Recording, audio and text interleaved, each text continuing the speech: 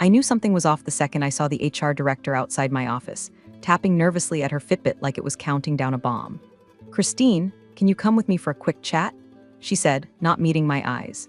HR never does quick chats, and they damn sure don't schedule them at 3:47 p.m. on a Thursday, when the smell of catered sandwiches from the executive floor still lingers in the hallway like a taunt. I followed her down the hall anyway, walking past 3 analysts who suddenly became fascinated with their spreadsheets.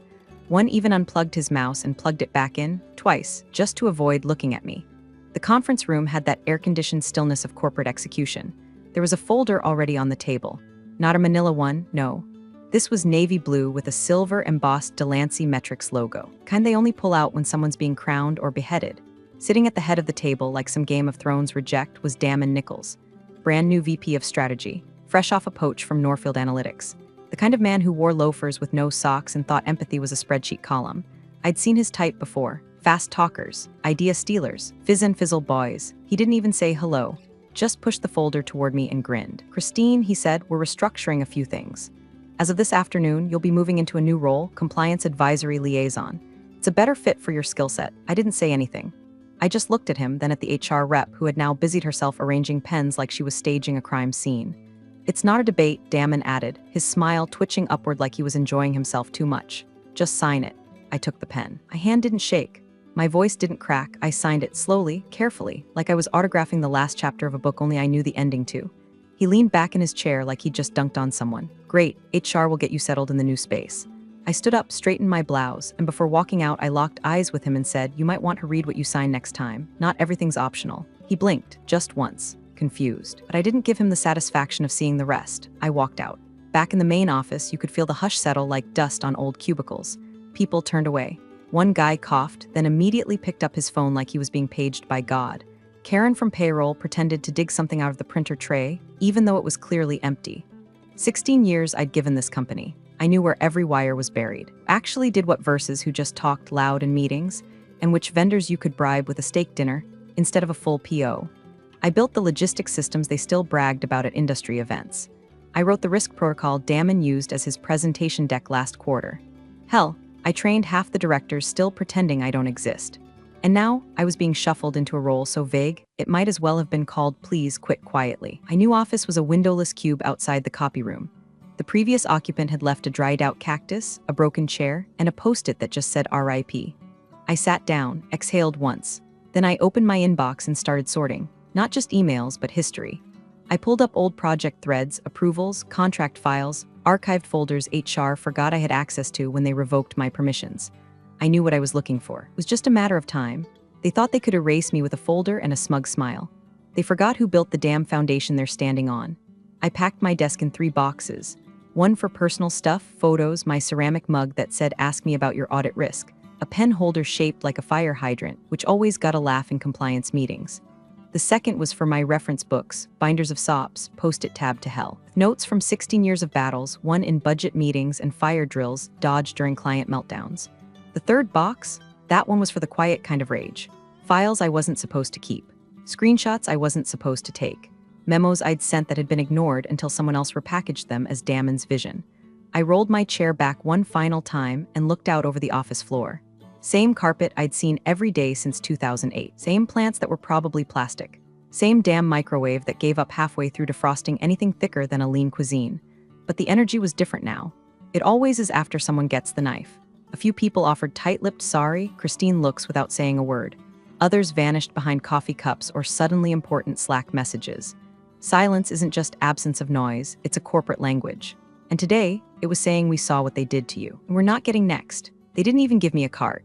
I walked those 3 boxes back to the far end of the building, past the mailroom, past the forgotten water cooler that dispensed lukewarm droplets of despair, into what used to be the records annex. A dusty corner now labeled compliance support. No nameplate. Just a crooked label on the door and a humming fluorescent light that flickered every third breath like a dying thought. The desk was smaller, older. One leg had been shimmed with cardboard and hope. But the network jack worked, and no one came back here unless something was on fire. That made it perfect. Damon's innovation team had already started hosting town halls, unveiling systems I built as brand new strategic frameworks. One slide showed my escalation protocol, down to the fonts I preferred, labeled as Damon's tiered risk model. Another showed my vendor onboarding system, now apparently streamlined with 2 extra steps and a new logo. It made me want to throw a stapler through the wall, but instead I made tea, sat down, logged in, and started digging. My archive was deep. Over the years, I'd copied myself on just about everything. Half the company didn't understand email threads well enough to notice, and the other half assumed I was just a stickler, which I was. But I was also a builder, and builders keep blueprints. It started with the small stuff: meeting notes, project logs, compliance deviations, and who signed off. Memos about system risks I'd flagged months before Damon even arrived. His name wasn't on a single one. Then I opened the legacy contracts folder. It hadn't been touched in 3 years because most of what was in there had already been absorbed into newer frameworks, mostly mine. But tucked at the bottom was something I hadn't thought about since the Bryant partnership. A master services agreement signed during the merger prep 3 years back. Thick, tedious, but important. And buried in Appendix D in language so boring it could put a coffee addict to sleep was something that made my heart hitch. Key personnel clauses. I scrolled down. My name was there. Full legal name, job title at the time, timestamped and codified. Read, in the event that Christine H. Linwood is reassigned, demoted, or otherwise removed from duties directly related to system compliance, risk management, or operational integration, without the express written consent of both parties, all pending integrations, partnership extensions, or acquisitions shall be suspended for a minimum review period of 60 business days. I stared at it, not blinking. 3 years ago, it looped me into this clause during the deal with Bryant because the systems I'd built were too brittle to be handed off without oversight. Legal needed assurance. I was that assurance, and no one, not Damon, not HR, not even the damn CEO, had bothered to check. They moved me without consent, without review, without a single goddamn clue. I sat back, closed the binder, and exhaled through my nose, slowly. The kind of breath you take when you realize the storm isn't coming. You are the storm. The next morning, I arrived early. Like, building still locked, janitor still mopping the marble foyer early. I didn't come in to impress anyone. I came in because I needed solitude, and I needed time. Time to make something clean out of the mess Damon had stirred up like a raccoon with a grudge and an MBA. I brought coffee in a thermos older than some interns here, sat down in my little exile corner, and turned on the ancient desktop that whined like it needed a priest. I pulled out a yellow legal pad because when you're piecing together corporate negligence that might be worth $350 million, you don't rely on Word docs and wishful thinking. You need ink. You need paper. You need a paper trail that no one can accidentally archive. Step 1, reconstruct the chain of events, not how I remember it, but how it happened, digitally, provably, timestamped. I pulled up Outlook and went back 12 months, then 18, then all the way to the earliest whispers of the acquisition. I remembered the first hint, an internal calendar invite from the COO titled Operations Framework Resiliency, internal eyes only. At the time, it sounded like jargon stew. Now it smelled like smoke from a fire someone tried to hide behind PowerPoint. I printed everything, threads between legal and compliance. Notes from meetings where I was CC'd and, more importantly, ones where I wasn't but had access to the calendar metadata. There was a pattern forming. As the acquisition picked up steam, Damon's name started appearing more. Mine started vanishing. It didn't matter. I had receipts. I had version histories. And most important, I had the one contract no one had dug back into. The original MSA with the acquiring firm wasn't stored digitally. That's what saved me. Our legal department, God bless their 2002 document system, had only scanned it in. I found it in our shared drive under Partnership's Legacy, right arrow Bryant integration, right arrow initial MSA executed. It was untouched. No red lines, no amendments, just a 67-page stone tablet of legal doctrine. I skimmed the first 10 pages. Definitions, scope, indemnity, blah, blah, blah. My pulse started ticking a little faster. Page 28, personnel clauses, there it was. Appendix D, section 4.7, I slowed down. In connection with the continuity of systems compliance and operational integrity, Delancey Metrics designates the following individual as key personnel, then my name. Not just Christine. Full name, title, ID number, date of designation. It even specified my original job function, compliance systems architect, and named the precise categories of authority that could not be reassigned without mutual written approval. And then, the line that mattered most. Any reallocation, demotion, reassignment, or exclusion of the above individual from primary duties during the integration or acquisition period, defined as starting from date of MSA signature through final closing, without prior approval from both parties' designated signatories, shall result in the immediate suspension of escrow operations for a minimum of 60 business days. That was legal oxygen. I read it 3 times. My fingers started tingling, not from caffeine, but from something I hadn't felt in weeks. Power. The kind they don't advertise on LinkedIn or mention in company town halls. Quiet power. The kind you only get when you've been around long enough to see how people forget the foundations they're standing on. I printed the MSA, highlighted everything, tabbed the page, wrote a brief summary in red pen across the cover. Role change triggers clause. Notified? No one had asked me. No one had thought to, because they assumed I was a quiet compliance woman with a mug and a dusty cubicle, not the walking, talking circuit breaker to their whole multi-million-dollar transaction. I leaned back in my chair, a smile just barely twitching at the corner of my mouth. I thought they'd sideline me. Turns out they'd just pulled the pin and handed me the grenade. I waited until lunch, when the building emptied out, and the scent of microwave sadness and lean cuisines wafted down the hall like a warning shot, before making the call. Jill answered on the second ring. "Christ, tell me you're not calling from the dungeon," she said, voice raspy from too much courtroom coffee and too many late nights cleaning up other people's messes. Jill had been with Delancey's legal team for a decade, long enough to know where the real landmines were buried, and more importantly, which ones were still live. "I need a sanity check," I said, keeping my voice low. "Remember that MSA with Bryant? 3 years back, there was a pause on her end. I heard her swivel in her chair, probably closing her office door. Yeah, I remember. That thing had more clauses than a divorce attorney's Christmas card. I found something in Appendix D. Key person clause, it names me." "Wait, you?" she said, instantly sharper. "That's not normal. That clause was added late in the game. You sure it wasn't just advisory?" Christine H. Linwood, Compliance Systems Architect. Job functions and scope clearly defined. Says any change in role requires dual-party written approval or it freezes escrow for 60 business days. Another pause. She exhaled slow. "If they changed your role without dual-party approval." "Christine, it's enforceable." That was all I needed to hear. I thanked her, hung up. Then I spent the next 4 hours doing what Damon's crew thought I forgot how to do, preparing a case that didn't need volume, just precision. I started building the binder, not a metaphorical one. A real, spine-snapping, tabbed-out, zero-fat binder with laminated index dividers and sticky tabs color-coded like I was preparing to argue in front of the Supreme Court. Which, in corporate America, might as well be the boardroom with a whiteboard and a CFO who's losing sleep over escrow terms. No drama, no threats, just facts. Tab 1, original MSA with my name highlighted and a printout of the timestamped PDF properties showing it hadn't been altered. Tab 2, my original job description. Tab 3, role reassignment paperwork, Damon's little sign it, it's not a debate special. Tab 4, timeline reconstruction, emails and calendar invites showing a clear shift in authority without mutual sign-off. Tab 5, a simple memo summarizing the sequence of events with cross-reference page numbers and digital audit trails. I kept it clean. No snark, no shade.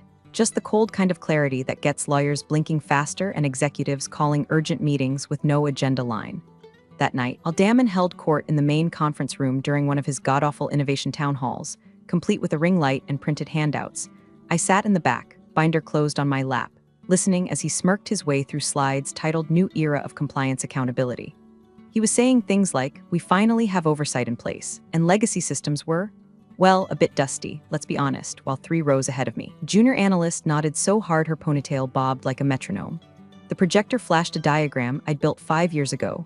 They'd slapped a new header on it, but it still had the same error margin footnote I'd flagged in 2019. I could almost laugh. Damon ended the session with a quote he clearly thought sounded profound. "True leadership is cleaning up messes you didn't cause but were smart enough to spot." People clapped. I didn't. I just tucked one final document into the binder. It was a short email chain, internal comms between Damon and HR, scheduling my reassignment without notifying legal or the acquiring firm. The subject line read, "Christine realignment just needs signature." The body, "No need to loop in Bryant, this is internal only." That was the nail. Binder zipped, T-sipped, smile sealed. They were so busy branding a new era, they forgot what built the last one, and what would burn the next. The glitch didn't announce itself with alarms or red lights. It came in as a mild-mannered spreadsheet attachment from a due diligence portal. Subject line, buyer checklist preliminary packet A, just one of 1,000 steps in the M and a dance. Harmless looking, boring even. But to the trained eye, mine, it read like a minefield with a smiley face sticker on top. I wasn't even supposed to see it. The checklist had been routed to Damon that morning. His name was right there in the recipient field, along with a few other VPs, none of whom had ever read a contract cover unless it had the word bonus in it. Damon, in all his radiant brilliance, had forwarded it to Lane, an overworked intern with a communications degree and a profile that still said aspiring brand strategist. No one in legal was looped. Compliance wasn't even CC'd. Hell, finance was marked optional. Lane did his best. I'll give him that. He checked every box like a kid filling out a college housing form. Do you confirm continuity of key operational staff? Check. Have there been any material role changes in the last 90 days? Nope. Can you verify that all contractual obligations involving key personnel have been upheld in full? Affirmative. Poor kid. He even included a thank you note at the bottom. Please let us know if you need anything else. What Lane didn't realize is that M and a teams don't need notes. They need accuracy. The minute I saw it hit the shared inbox, which I still had access to, buried under the old risk and integration rules, I did something I hadn't done in weeks. I smiled. I didn't interfere. Didn't stomp into Damon's office or yell fire in the Slack channel. That's not how you play it when the stakes are $350 million and climbing. I simply clicked forward, added my own Delancey email as a CC, just enough to log the trail, and left it alone. Then, at precisely 3:08 p.m., I pulled the binder from my desk drawer. Tab 3, Role Reassignment Form. Tab 4, Emails Proving No Dual-Party Approval. Tab 1, the MSA. Appendix D, Item 17. The page still had the original legal watermark. It wasn't just contract language, it was a loaded gun sitting in plain view. I composed the email slowly, like setting a snare. To Legal at Bryant Holding Group Com CC, None Subject, MSA Appendix D Body. You may want to review Appendix D, Item 17. No salutation, no signature, no background. Just a single sentence with the weight of 16 years and $1 billion handshake behind it. Then I hit send and leaned back. I wasn't hoping anymore, that phase was over. Hope is for people waiting on apologies. I was working with leverage now. Leverage doesn't plead. It doesn't ask for fairness. It just waits for gravity to do its job. An hour later, the buyer's paralegal requested a follow-up call with our legal team. By 5 p.m., calendar invite went out for a joint clarification session, scheduled for 9:30 the next morning. High priority, executives only. The invite didn't include Damon, but I was on it. He hadn't noticed yet. He was still strutting through the main floor, joking with directors about how due diligence is just corporate foreplay. I watched him from the glass-walled copy room, humming to himself as if he'd already ordered the champagne. Funny thing about arrogance. Makes you loud, but consequences? They come in whispers. It started with silence. Not the polite kind, but the kind that drapes over everything like a blackout curtain. No email pings, no shared folders lighting up with new revisions, no follow-up calls from the buyer's team who, up until that morning, had been breathing down our necks like closers on a sales floor. Then the memo hit. A plain PDF titled Clarification Request, Key Personnel Provisions, Delancey Metrics MSA Review, sent directly from the buyer's general counsel to our board liaison and CEO. No niceties, no warm greetings, just 6 bullet points and a request for immediate confirmation on whether the key person clause naming me had been triggered without approval. You could feel the shift in the air like a change in barometric pressure. Phones got quieter.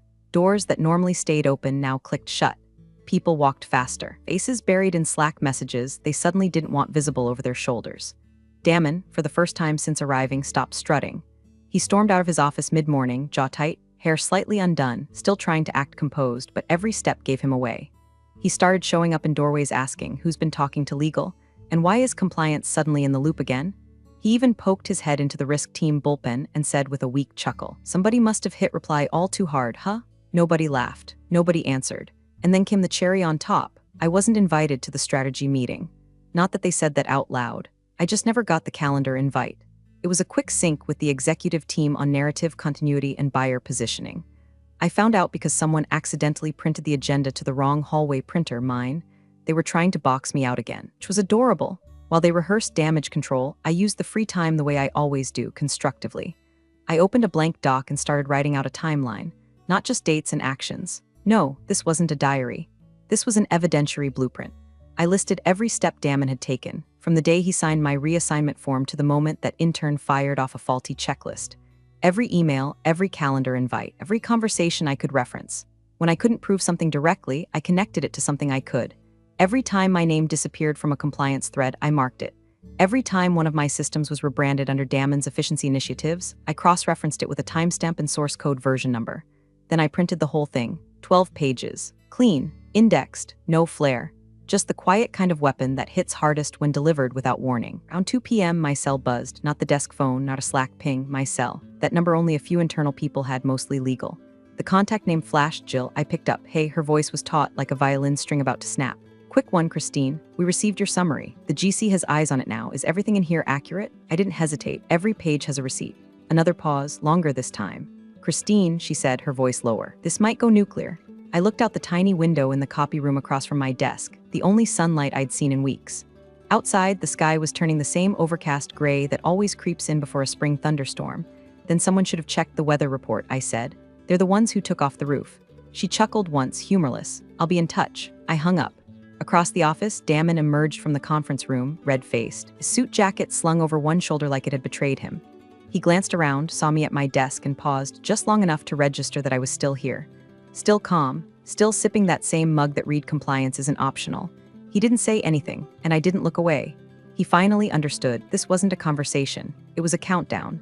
They booked conference room A, the conference room, the one with the heavy walnut table, massive TV no one knew how to operate properly, and the scent of forced optimism baked into the carpet.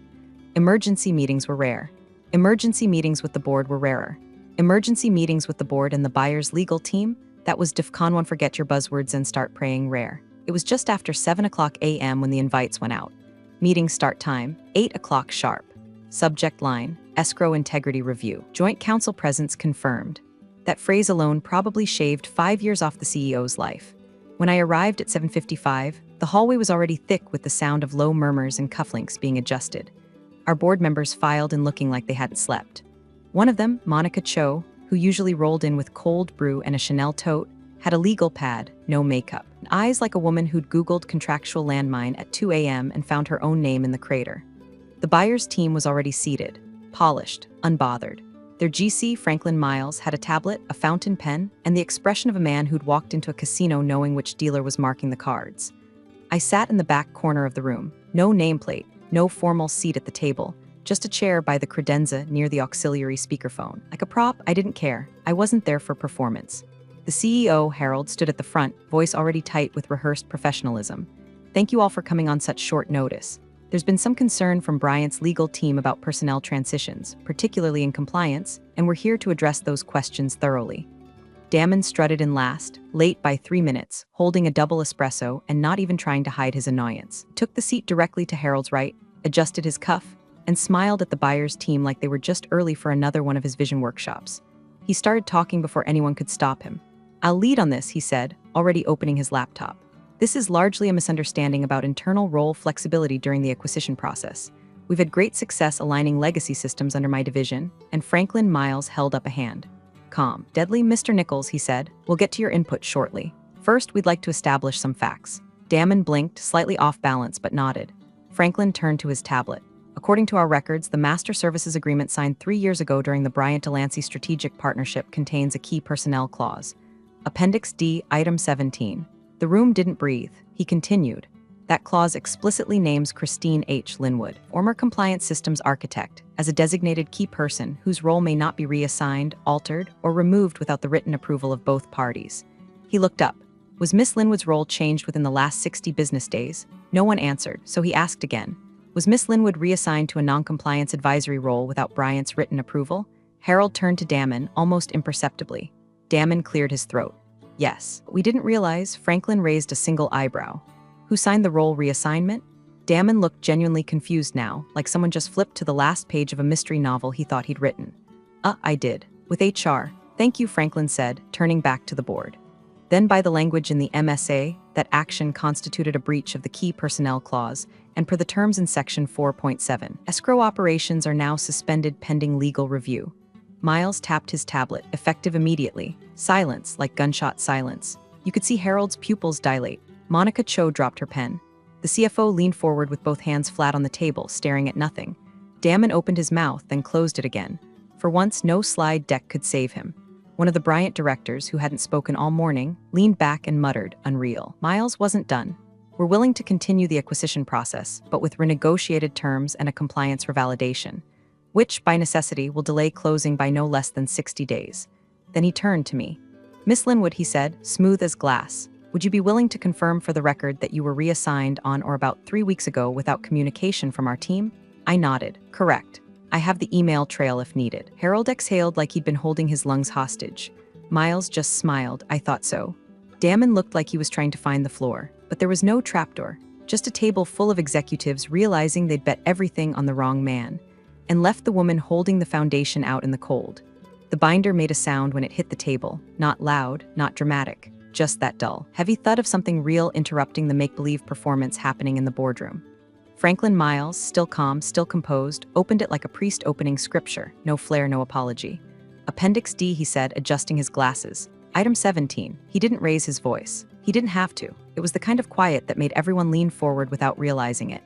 He began to read. Any unilateral role reassignment, demotion, or reallocation of designated key persons by Delancey metrics, during any period in which escrow is active or acquisition terms are under negotiation, without written mutual consent from both Delancey Metrics and Bryant Holding Group, shall result in immediate suspension of escrow operations, pending full review and reapproval by both parties. He paused, then looked down the table, calm as a surgeon. This clause was reviewed, accepted, and finalized by both sides. It has not been amended or overridden. It is still legally binding. Then he turned the page, just one, and there it was, the name. Christine H. Linwood, he read, underlining it slowly with the edge of a silver pen. Title, Compliance Systems Architect. Scope, System Continuity, Operational Risk Integration, and Regulatory Communication. He circled it, once, deliberate, like a bullet point. Then he looked up. She reassigned without our written approval? All eyes turned to Damon. His face had gone pale, as if someone had drained all the color out with a syringe. He fumbled with the papers in front of him that he clearly hadn't read. Then his voice cracked just slightly.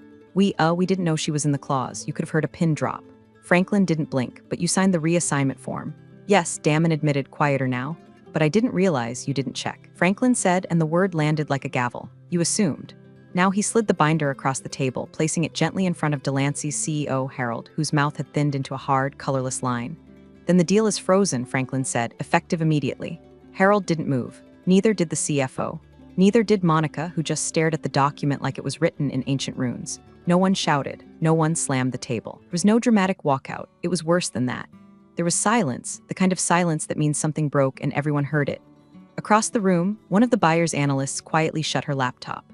Another picked up a phone and started typing, probably updating someone far more senior, someone already calculating how this delay would ripple into Q4 forecasts and investor calls. Damon opened his mouth again, then closed it, then tried again. There must be a way to, but Franklin was already gathering his things. 60-day hold minimum, he said, possibly longer depending on revalidation timelines and legal review. We'll be in touch. Then he stood. Before anyone else could, Harold cleared his throat, voice flat and hoarse. We'll follow up with our team, thank you. Franklin gave a polite nod, the kind people give before walking out of a funeral home. I stayed seated. No one spoke to me. No one could. I didn't gloat. I didn't smirk. I didn't say a word. I just reached into my bag, pulled out my thermos, poured myself a half cup of Earl Grey, and took a slow, quiet sip. Damon finally turned and looked at me, really looked at me. For the first time since the day he shoved that reassignment folder across the table like it was some kind of checkmate. He looked like a man trying to rewind time in his head, only to find the remote was gone and the batteries had been dead for weeks. No one helped him, not the CEO, not HR, not the board. They were all staring at the wreckage. I was just the one who turned on the light. The boardroom didn't empty after Franklin left. No one moved for a full minute, maybe longer. The only sound was the faint whir of the wall-mounted air vent and the slow tick of the quartz clock that had counted down more than one company's humiliation in that very room. Harold finally broke the spell, rubbing his temples like he was trying to erase the last 20 minutes with sheer will. We need to regroup, he muttered. But the buyer's team hadn't left the building. In fact, Franklin's number 2 had stayed behind, already in quiet conversation with Delancey's general counsel, whispering words like renegotiation, adjusted equity, and clawback consideration. Words that meant money, serious money, money the board had counted on, money they might now lose. Across the table, Monica Cho scribbled a note on her pad, tore it off, and handed it to the CFO. He read it, then got up and left without a word. That's when Harold turned to Damon. I think you should step out for a few minutes. Damon looked stunned, like he hadn't registered that he was now radioactive. Me? Wait, I didn't sign off on the MSA. That was years ago. Legal, Damon, Harold said, still not raising his voice. Step out. A few board members finally looked up, eyes heavy and deadpan. No sympathy. Damon stood slowly, collecting his laptop like it was a badge he still believed he'd earned. His mouth opened again as if to deliver one last justification. But none came. He turned and walked out the glass doors without a word. The second he cleared the threshold, HR's director stood up from the back wall. She'd been lurking like wallpaper and followed him. Exactly 5 minutes later, the door opened again. Damon returned, but not to sit. He didn't make it past the door. The HR director handed him a single envelope, then stepped back. He opened it, scanned the contents, and for the first time in his smug, sockless career, his shoulders dropped like someone had physically unplugged him from the wall. No yelling, no protest. He just stood there. The envelope read, "Administrative leave pending investigation." No one acknowledged him. He lingered one beat too long, then turned and walked out again. This time, it felt final. The room slowly began to move again, quiet, stunned, reorganizing itself like a ship that had just weathered a sudden storm. Harold cleared his throat again and turned toward me, finally addressing me directly for the first time all morning. "Christine," he began, voice still shaky, "we'd like to formally reinstate you to your original title, with a new salary band and a retention bonus." Generous given no, I said gently. He blinked. Sorry, I'm not coming back, I said. Calm, no edge, no bitterness. Just, You didn't lose me today. You lost me 3 weeks ago. This was just the echo. Silence again, but now it felt like acknowledgement. I stood, gathered my binder. No applause, no grand gestures, just a few executives looking down at their hands like schoolchildren called out in front of the class. I walked out of the boardroom with the same quiet stride I'd used walking into HR that first day. No boxes this time. No shame, just clarity. Down the elevator, past the big bronze D mounted in the lobby like a tombstone. The receptionist gave me a polite nod. She didn't say anything. She didn't have to. And then, near the sliding glass doors, I saw him. Damon, still in the lobby, still holding the envelope, still trying to process the fact that the game had shifted and he wasn't in the room anymore. He didn't say a word as I passed, just looked at me like he was watching something he couldn't quite name slip out of reach. I walked past him, didn't slow down. Outside, the sunlight hit me square in the face. First time in weeks I'd noticed it. My phone buzzed in my purse. I stopped on the sidewalk and checked it. A text, unknown number. Christine, this is Devin Marks, COO at Bryant. If you're open to it, we'd like to bring you in-house. I stared at the message for a moment, then I smiled. Sometimes the loudest thing you can do is leave quietly, while everyone else scrambles to figure out how you held all the keys. Appreciate you sticking around, you legends of the break room. Subscribe for more chaos. Let's make your old managers spill their coffee in fear.